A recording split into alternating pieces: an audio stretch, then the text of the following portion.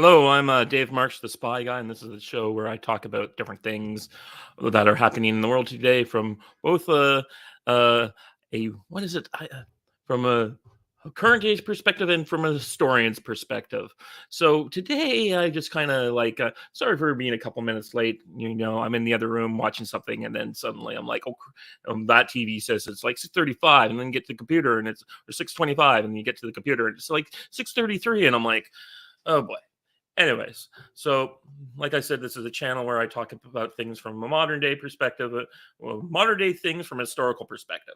First, I want to thank my latest new subscriber, a friend of mine that I met in England, Babak Amanian. He's really interesting guy. He's on BBC Persian. He's like a major person in the Persian exiles against the religious fundamentalist government of Iran. So that's like interesting connection I have with him. Met him in England, and we had hung out and talked about like he asked me my perspective on more on how I thought things were going. And I was at the time I met him. I was arguing with people because they were playing chess, and I despise the game because it's a children's game that 12-year-olds are great at. Like my this girl I'm seeing, she's like, it's only for child prodigies. I'm like, yeah, whatever. Like, it's a kid's game. Why I hate chess is that it lacks something called friction, and friction is as elements that you cannot control in the game. You can have some prediction capability on it, like in dice, with like usually a random element like dice or cards or some other thing that have or an interactive nature of playing pieces that happens in gaming. But in chess, it just comes down to the raw skill of the one player to the other, and you are completely evenly matched. And really, white has already the advantage because they have the initiative, and then black is always reacting. So it is kind of very predictable. There's only a certain amount of moves. It looks like Bobby Fischer memorized every one of them combination, and probably was like on the spectrum, as they say. So that's why I don't like chess. But today we're not talking more about chess. We're going to talk about the fact that the French have decided to give 50 tanks. I'm air quoting because my green screen's not letting me show you all that, but they're allowing them to decided to send 50 AMC 10RC recon vehicles to Ukraine to fight the Russians. I had long been saying this for a while, and I even said it to Brian Berletic a little while ago. And I said, "Look, Brian, and Gonzalo Lira and a few other people," and I'm like, "Look, the reason why the West won't send tanks to the Ukrainians is because Western tanks are built on a fundamentally different principle than Soviet or Eastern led tanks. So Russian, Ukraine, East Bloc countries all have the fact that the Soviets built their tanks with something called an autoloader that saved on manpower. American and Western tanks don't have an autoloader, which means if you want to send a Western tank into the Ukrainian battlefront, you have to completely retrain the crews. And I've been in one tank, which I actually drove in Vegas, so that's some experience of it. But as you can tell, he's a big, tall guy. That was not something I want to do again. I should have been on the command top with my friend, but I paid for the privilege of driving, and I barely fit in the cockpit at 6'4". Not a good plan. But so there's the auto loader versus that and that. So you've got all these small guys and the jammed into a tank, and you have very little room to maneuver. And then you now have to have an extra guy go in there, retrain all these guys to learn how to use the weapons. You're going to have to get all these tank manuals and everything translated from English into Ukrainian. So that's going to be a fun little time. But right, or French, as going to be in the case of the AMC tank, AMX 10s. These things are ridiculous. It's not that the AMX 10 is a bad tank, because it's, first off, it's not a main battle tank. It's kind of like an upgun recon vehicle, and comes from an era in France when they thought when they were going to be from a whole other what we call doctrine. doctrines are like how sorry, I got something in the eye. Doctrines are basically how our soldiers and our weapons and all these things integrate together into an integrated battle defense plan. And this is how you fight your plan of fighting and how you train your soldiers and that. So the AMX-10 comes from a design philosophy where the French thought they didn't want to have heavily armored battle tanks. They wanted maneuver, and they were going to be fighting defensively. Again, since the Soviets have now driven through Germany and are invading France, they're going to be like fighting on the roads and like basically it's a tank. It's almost like a tank destroyer with a turret. Is the best way to describe these things. They're not even heavily armored up front. They're very thin-skinned armored vehicles, but they have like the main tank battle gun on it. And the idea is that you're driving backward and you're shooting as you're retreating. It's that kind of vehicle. So the Ukrainians, it's a defense. It's supposed to be used in defense, and basically the enemy's attacking, you're fighting backwards, and you're making them pay for territory. And the idea that the Ukrainians, who have seemed to be death knell, hell bent for leather, just attacking into lines, this tank's going to get destroyed really quick. And the idea that they're using it. And so I wanted to talk, like I said, give you some stuff on that. And now I'm going to go find wherever I put it. I believe I have it on. Yeah, I don't have to worry about those air flights anymore. Let me pull up the tab here. Present window.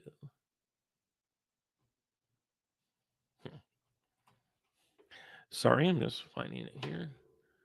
AMC 10 RCs. So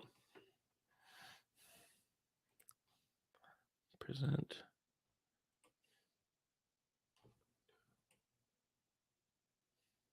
Here we go. Sorry about that. Took a little couple seconds. So here we are. We're looking at the AMX-10 RC main battle tank, or not battle tank. Armor. It's like here. It says AMX-10 RC is a French armored fighting vehicle manufactured by Nexter Systems for armored reconnaissance purposes. It equipped French cavalry units since 1981. Over 240 remain service with the French Army in 2021. Some have been sold to Morocco and Qatar, and it stands for Rue Cannon or wheeled gun. This is not a tank. They call it a light tank destroyer. It is, but it is not. The French called it, but it's not. It's not a tank. It's distinct from the amphibious AMT. Who cares about the French version? The French has been regularly replacing with something called the EBRC Jaguar. As someone who spent a lot of time reading about the fall of the Soviet Union battle plan against the NATO in the 80s, this is kind of how I know about it. So it's a really light armored fighting vehicle coming in at 16 tons, 10 meters long, crew of 4. It is frontal armor resistant against 23 millimeter API from 300 meters or 14.5 millimeter AP all around with add-on armor. It's not designed to go toe to toe with tanks. It's not this is not that type of vehicle. It's like I said, it's a tank destroyer with a turret, I guess is the best way of describing it. Its main armament is a 105 millimeter cannon, which is pretty good. And then it's got some machine guns, and that it's rather fast, as I recall. It's got a high speed of, well, it's got its engine here, max speed of 85 kilometers an hour on the road, so it's a really speedy thing. But as we know, fighting so much along this broad front and against the Russians is that you're not fighting on wheel turrets or wheels, where you're fighting on. This thing is not designed to fight in Russia or Ukraine because it doesn't have any tank treads. It's tire. It's a wheeled vehicle. Sorry. Losing my mouth there. It has 4 types of ammunition: high heat, high explosives, the penetrator. It's got look. It's not like it's got a bad thing. It was designed. It's designed to destroy tanks, but it's designed to destroy tanks who are invading France. It's not designed to go up against main battle tanks. It has been upgraded many times. The engine has been replaced. Has thermal sights uh, for its part. Yeah, and it's thermal sights taken from decommissioned AMX-30Bs, main battle tanks, which is like another a bit more sophisticated. The same design philosophy as the AMX-10, but the main battle tanks are just like a bigger gun. I think they had tread wheels, but they still these things are so their armor is so thin, they're not like uh, going up. Uh, in the Gulf War, 91 Gulf War was provided with extra hardness steel add-on armor and infrared jammer. The original muzzle brake was replaced by a more efficient one, and the introduction, the flotation barrier and the water pump jumps were removed. Their intakes were sealed.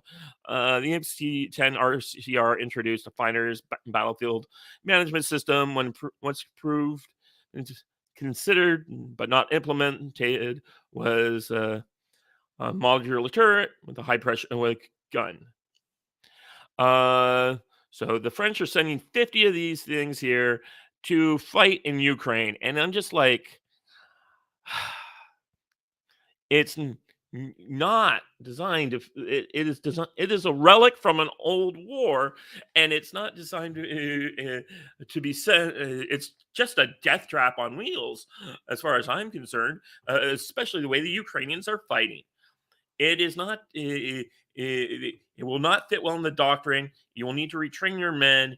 It is a decent armored fighting vehicle, but these things are just going to get destroyed pretty quickly if the Ukrainians insist on using them on an offensive.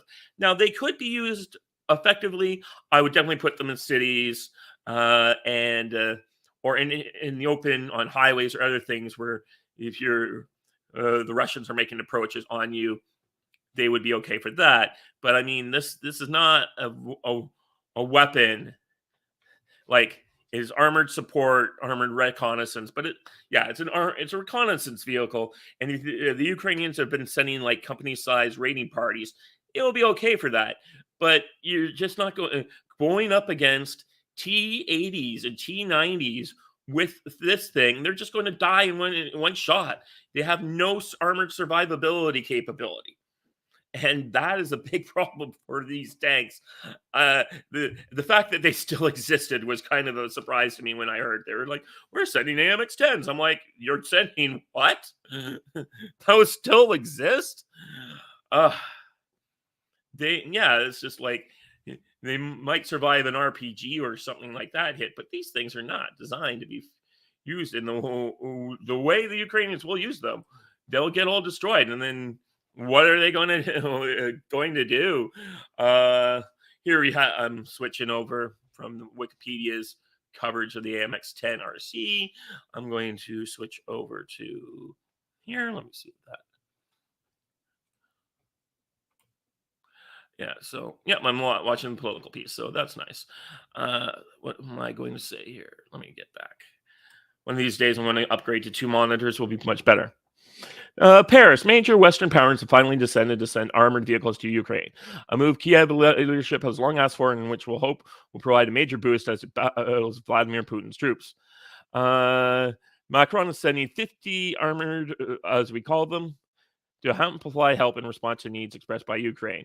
French decision was the first time Western-designed tank will be delivered to Ukraine. So it's a tank destroyer. It's not a real tank. Ukrainian President Zelensky and urged other allies to provide tanks and other heavy weapons. There's no rational reason why Ukraine has not yet been supplied with Western tanks, he said, except for the rational reason I gave, which is they're built around a completely different design. You can't idiots like Zelensky who don't have any understanding of basic military operations, going around, well, I don't understand this. Well, because you're a freaking actor. You have never studied any of this stuff. You're a jumped up actor who's got jumped up actor who played a role on TV and was put in by by a very elaborate psyop. You're a moron. Okay, like, ugh. And of course, the morons who work at political who have no idea what they're talking about are either sorry, some of them do know, probably the CIA agents who work there, but and yeah, I do say that so much of our Western media, and just you go in there and it's like, we bring in this guy from the CIA or this guy from the DEA or this thing. Like, used to be at one time these agencies were trying to infiltrate the media. Now they just get contracts. uh, that being said, it's just like hours later, Germany's adding the Marder infantry fighting vehicle, and the U.S. will be sending the Bradley fighting vehicle. Well, the Bradley's okay in the sense that we got. Are they sending the tow missiles along to make them effective or not? That'll be a question. I'm going to assume so. But they're like infantry support vehicles. They should not be used to fight. They're not main battle tanks. Now, I heard Alexander McCurtis earlier saying that the French would likely send Leclerc main battle tanks to fight in Ukraine. I'm like, no, that's crazy. That's a no. Leclercs are on par with M1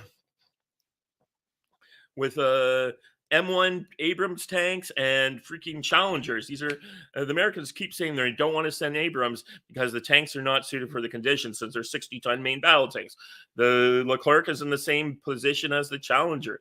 These tanks are pretty sophisticated support units, but they're not necessarily the best. I have a funny story I read once about the use of French Leclerc tanks. So the Greek army was looking to get some Western tanks to upgrade their defenses from their older M60s and other their shirt. Yeah, M60s and their older tanks. So they were holding the testing of trials, and the American main battle tank, the M1 or is it the M2, the Abrams tank that they had there on display, started having severe problems with its electronics. And it turns out the French had hacked the American system to make it look bad during the testing rounds, so the Leclerc would perform much better against the Americans. Just like, this is the French we're talking about. They're not going to play fair in love or war. So yeah. And another thing is not a friend of mine, but I once was asked to help write a chapter for this guy's book on the greatest tank battle. And sadly, it never came to pass, especially after I spent like $100 buying books to research on my chapter. But it was going to be interesting. It was Dave Glantz was supposed to do a chapter. I was going to do a chapter on one of the battles for outside outside of Falaise, where the first ever use of like semi-purpose built armored vehicles was used by the British and Canadians to pierce the line. It's a very fascinating, especially opening rounds of that battle. Anyways, where was I thinking? Yeah. So, yes. So the guy says to me, he had fought in the Gulf War and did the first Gulf War. And he led he was a light colonel, and had led an armored battalion of Bradley infantry fighting vehicles cross the night in that big night tank battle that the Americans had. And he said to me, "You have never lived till you're driving along and suddenly a tarp flows back and your infrared cameras pick up Arabs with RPGs and they're firing them at your infantry fighting vehicle. That's real living." And I'm like, yeah, you know what? I want to be over here. That's some real living I can do without. Okay. Berlin will also join in donating U.S. Patriot air defense battery. Did anyone else see Oliver North on freaking Fox earlier this week, where he was talking about, the Patriots are going in and they're going to be so great. The Russians are using $20,000 drones, and we're going to be firing off $4 million missiles to destroy $20,000 drones. This will be great for the economy. I'm like, I don't think you thought that one through. You're telling me you want to fire up a $4 million missile. The Russians are spending 20 grand and you're spending 4 million. I'm pretty sure the Russians are going to run out. You're going to run out of Patriot missiles before the Russians run out of $20,000 drones. While the UK is yet to make a similar commitment, Foreign Secretary James cleverly said after a meeting with his counterpart part, we have been providing the kind of military equipment that is able to put a decisive punch against Russian targets at range. Whatever. The Patriots done such a great job defending against the Iranian drone attacks in Saudi Arabia that the Saudis are looking to get rid of the Patriot batteries and replace them with Russian SA-400s. Through the front line, though the front line has not moved much in recent weeks, the focus in Europe turning to what happens next. Well, yeah, of course, it's General Mudd. My God, I'm torn thinking about it, looking at it. I'm like, if Hitler had this kind of weather, would he have been in Moscow, or would he never have launched any of the winter offensives because he was still stuck in the mud? I just don't know. But it has been unseasonably warm, and my daily forecasting of looking at Kiev's forecast, I was looking like, wow, it's like really nice over there right now. That is not normal. But I'm told that the frozen ground has finally come in, and that it's looking like the Russians are going to make a real breakthrough. But we're also looking at, like, one of the things early on we looked at was just switch back here for a second.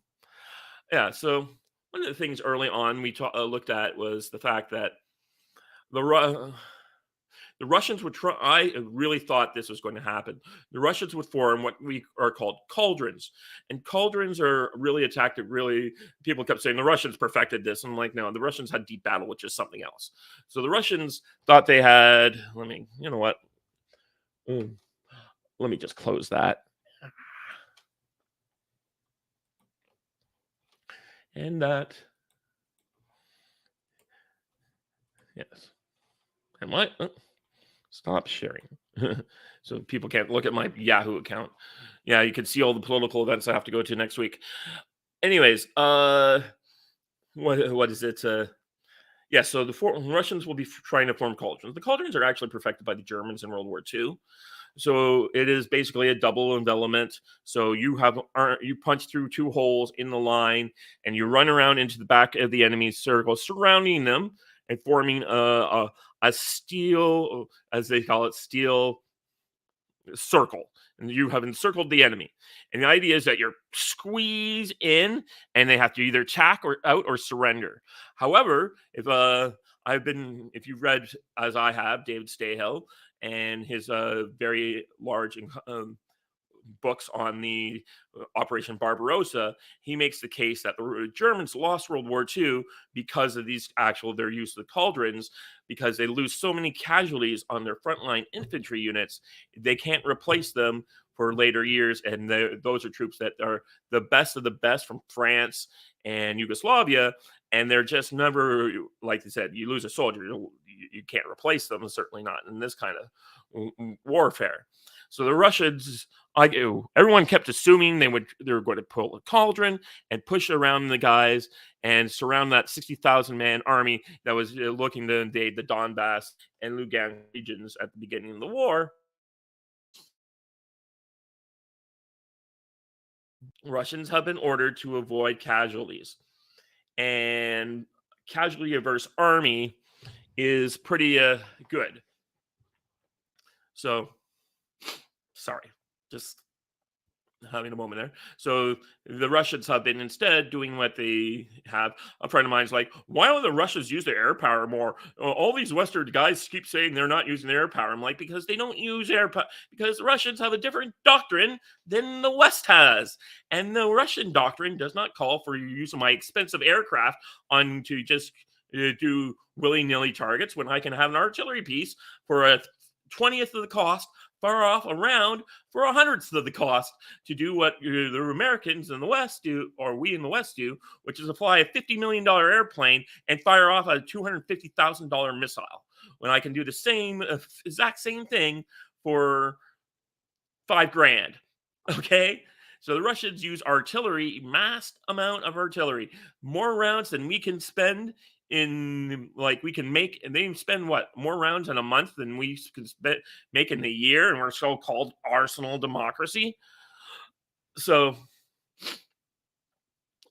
yeah, so we're sending off things that don't, from a doctrine. So I guess I'll conclude on that one on tonight's rant about the AMX 10 deployment. we are fighting. We have three different doctrines here at work. The Ukrainians are fighting a doctrine based on what NATO has been manufacturing for the last 40 years. We are sending them tanks that are designed for a doctrine that was not NATO doctrine, because remember, at the time, France was not part of NATO. They were allied with NATO, but Charles de Gaulle thought something else. So they came up with their own unique doctrine, which used the AMX 10s and the AMX 30s to do things. And then, and one of the reasons I know this is I used to miniature war game and I like to fight with the French. So I had to have a very weird design on the table. So we have we have AMX 10s and AMX 30s, which were designed for a completely different kind of combat, going up against a third group, the Russians, who have an artillery based doctrine. And yeah. So, like I said, like I said, I'm ending my rant here. My voice is starting to go. I probably need a drink. I just had dinner.